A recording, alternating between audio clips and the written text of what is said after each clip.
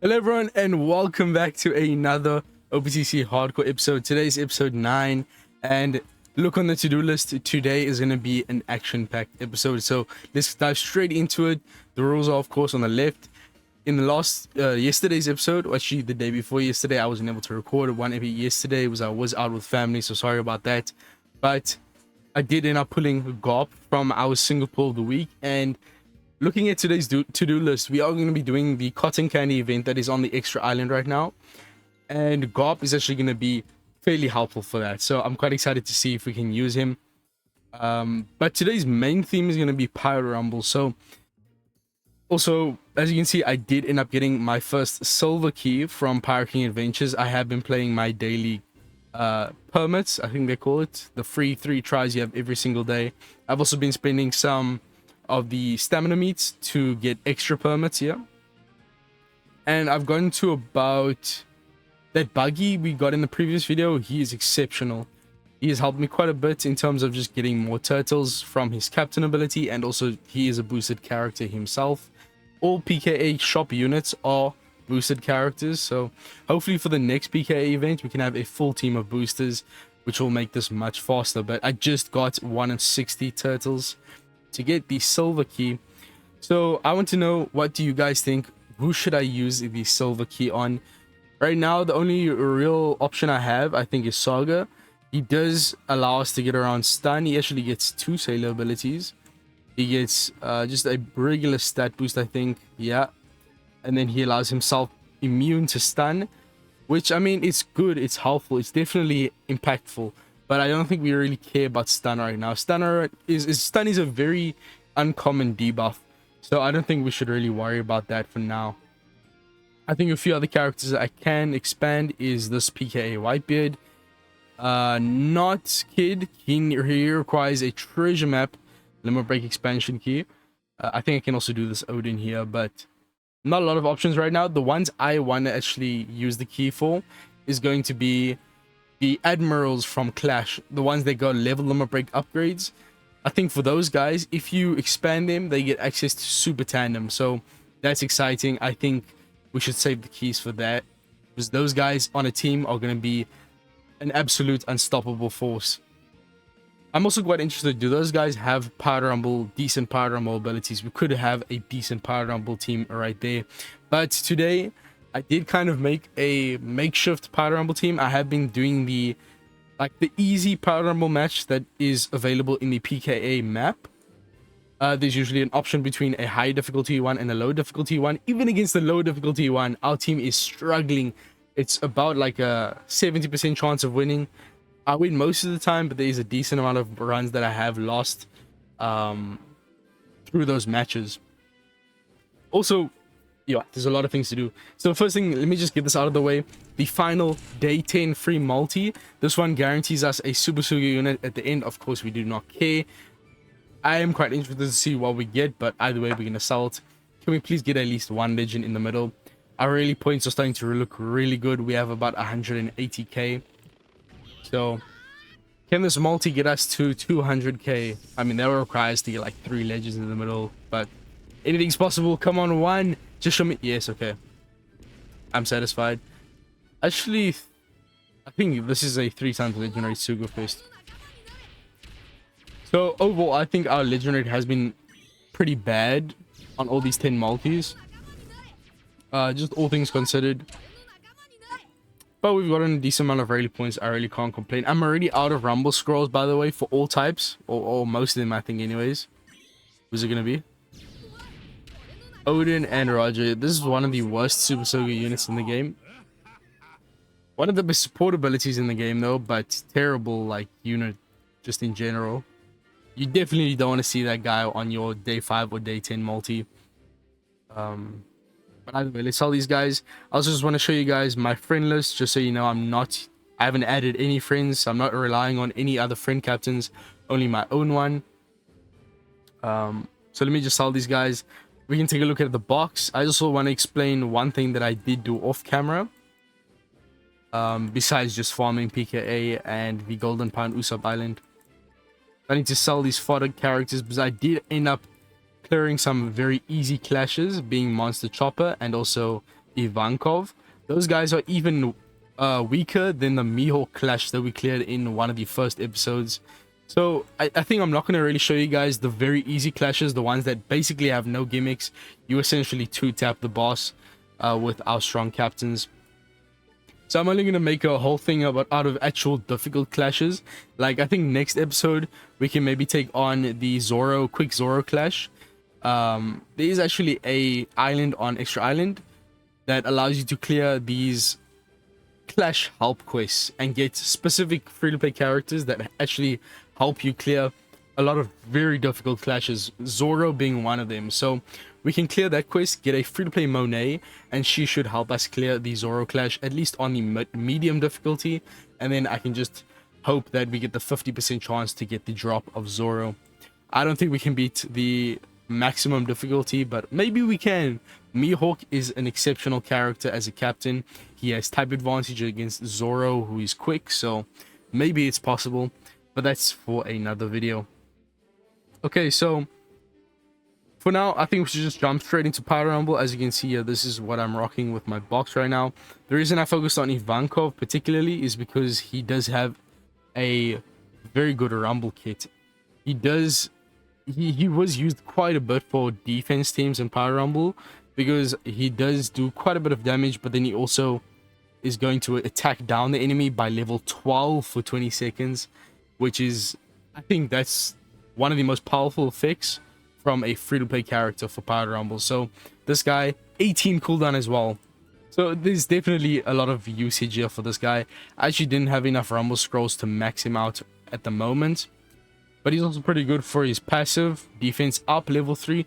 Defense up and HP up are literally, like, I think the two most important like Rumble stats or Rumble abilities that you can buff besides attack up. I think those two are, they have the most impact. I did read a Power Rumble document that someone made when Power Rumble first came out. They analyzed how these effects work, how HP up level works, and I think defense up and HP up have the biggest impact per level. So getting this from Ivankov is quite substantial, and also just dealing damage slowly, attack downing the enemy. I think he's going to be a great character for attrition, just a sustained attack on the enemy, weakening them, allowing us to slowly kill them. But besides that, I also have this free-to-play Luffy that we got at the start. He doesn't really work too well on my slasher team, but overall, he's just an exceptional unit for his Rumble abilities. He gives everyone attack up level 5, HP up level 5, and then after the 50 seconds of battle, so in the latter half of your Rumble match, he's going to give strength type or fighter or free spirit class units defense up of level 5. So in the latter half, your units will become much more tanky. Strength, fighter, free spirit. Unfortunately, I think only a few of my slasher team units are free spirit, so it's going to be quite difficult to see him useful for his defense up at the moment. But on, like, I feel like this is just a universally good character. Like, I can just throw him on any good team and he will definitely contribute. He also does fixed damage within large range, and then in the latter half of the battle, he will target a low HP enemy for 4k damage, which will certainly kill them. So I maxed out his abilities, Mihawk's abilities, because he is a 50% HP cut to all enemies. This is just... Mihawk is just a renaissance man when it comes to Treasure Cruise. This guy, he's an excellent captain, sub, and also good in Power Rumble. So when it comes to free-to-play characters, he does everything impeccably. So 43% HP cut, not to all enemies, but it is within a large frontal range. So most enemies will get hit with this, and he's only 26 cooldown. He also is going to buff all of your slasher teammates with attack up of level 6. Besides that, I also have this white bit I got from the PKA shop. He doesn't work with slashes, unfortunately. He's mostly striker centric. I'm actually not sure if maybe with his super evolution he becomes a slasher focused unit. I do need to look into that, but for now he does provide a decent amount of buffs. He cuts his own HP, but then he's going to give our striker units attack up of level 4 for 22 seconds, crit rate up, which is one of the less relevant buffs to provide, but it is what it is. And the main thing is that he does target an enemy with high HP for 2.6 times his attack and damage. Now, Unfortunately, that doesn't have as much of an effect since his attack is quite low. I can't get him to level 150. His dupes are way too expensive. But I think those are the main players that are gonna make an impact. Oh, how could I forget Kid? He's probably the most impactful one. He does the most damage, targets himself for attack up level 3 for 20 seconds, targets enemies within a large horizontal range for attack times 2 damage, and then 4 Emperors tagged enemies will take another 3x damage. So he's definitely our best damage dealer on the team, and he also buffs both striker and slasher units. So he's kind of like what Whitebeard should have been, but his stats also gonna be high since I do have him maxed. So his attack is gonna be, it's definitely gonna wave clear a lot of enemies. But that's it for now. I think I'll just throw Ivankov on the team now as well since I got him. Let me just quickly max out his abilities, and then we can take them into some Pyro Rumble single matches and see if we can win. Yeah, for some reason he takes a lot more Rumble XP to max him out. I'm having to use these Rumble scrolls, which I would rather not use right now, but honestly, I think he's worth it. I should probably get him to level 150 and give him cotton candy, but I am actually out of that resource, the cotton candy, so that's why I do want to make sure we engage with the new Chopper Man event where we can get a lot of cotton candy. I feel like it's going to be very helpful for units like these. We have a lot of units to get at the start of the game, and too many of them need cotton candy to be really good. So yeah, that event is going to be crucial. But first, let's focus on Pyro Rumble. So this is what we're rocking. Honestly, I think Whitebeard is probably the weakest link here. Everyone on the bench is going to just add some extra damage when they come in. The Cavendish, Momonga, and also Ivankov. Maybe I should put Whitebeard on the bench and then have Ivankov on the main line. If you don't know, for Pyro Rumble, for attack teams, the unit in the middle here, so Luffy, will be on the frontmost position, meaning he's going to take most attacks from the enemy. He has the most HP from my units, so that's why I put him in the middle. And then the unit to the right, I think, of the middle unit takes the second most amount of hits, the second frontmost. Then it's the unit to the left of the middle unit, and then I think the back unit, and then finally the unit in the front, actually. The first unit on your team takes the least amount of damage. So I'm going to put Ivankov there. Hopefully he survives. Klohodo and Django, I also maxed their abilities. The only reason I really liked to max them out was because they do give us special CT speed up, which is one of the buffs that are quite crucial for Rumble teams. You do want to be activating your specials first. He also does some damage and special binds one enemy, so there's some usage there as well from the special.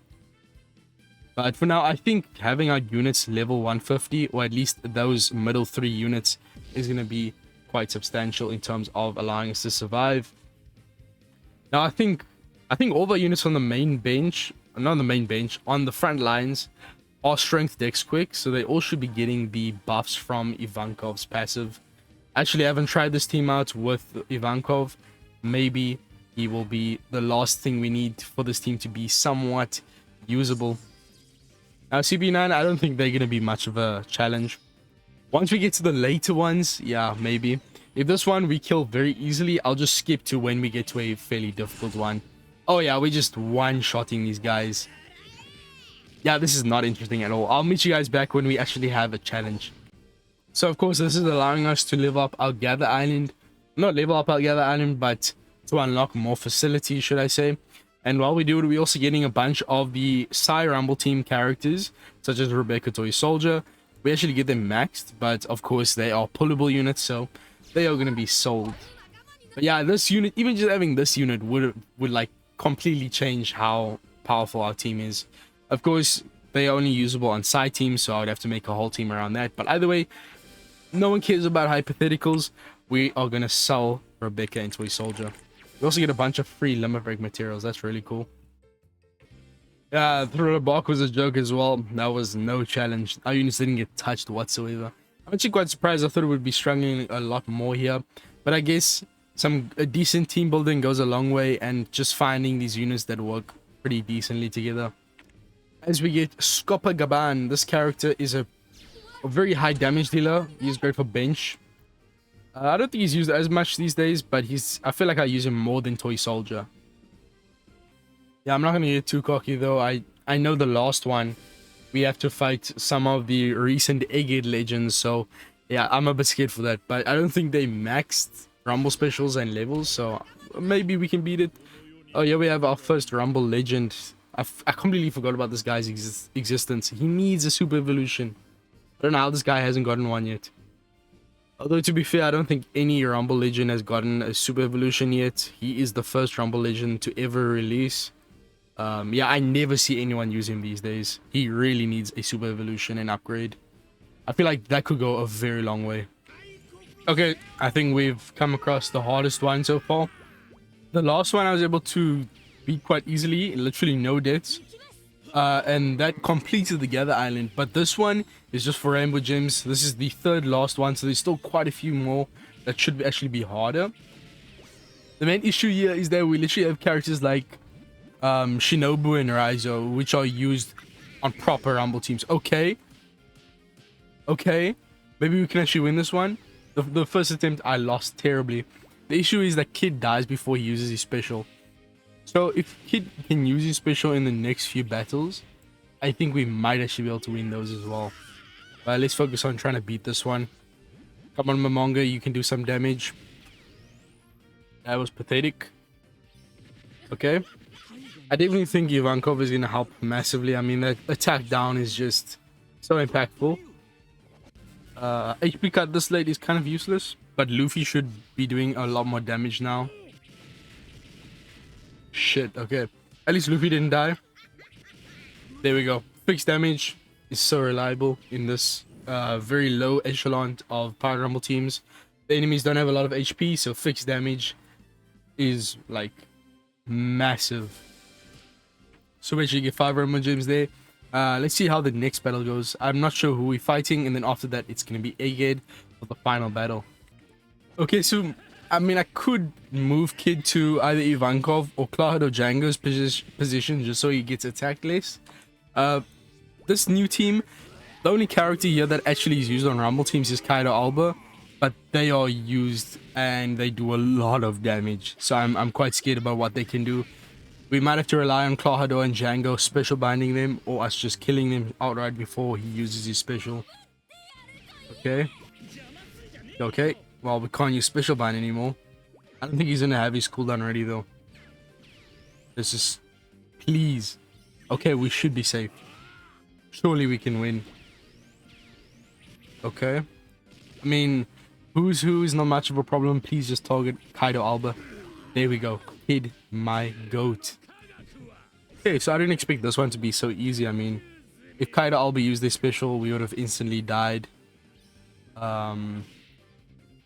But I think for the next one, we might have to rely on the Clawhado and Django to special bind. There's quite a few Power Rumble Legends on the final boss, so hopefully we can win that one. But it's looking pretty easy here from this point out. That's another nice 5 Rainbow Gems. Not that I really care about Rainbow Gems, but as you can see, they're the long-term goals for the account. One of them is 10,000 Rainbow Gems, so getting more and more is never a bad thing. Another thing that I was thinking about is using the Rainbow Gems for the Rayleigh's Bazaar Rainbow Gem shop. I don't think it's really worth it, even with me not using gems for pools. So if you are someone who's seriously playing the game, I'd never buy stuff from the Rainbow Gem shop unless it's the special tablets like Super Tandem, Rush.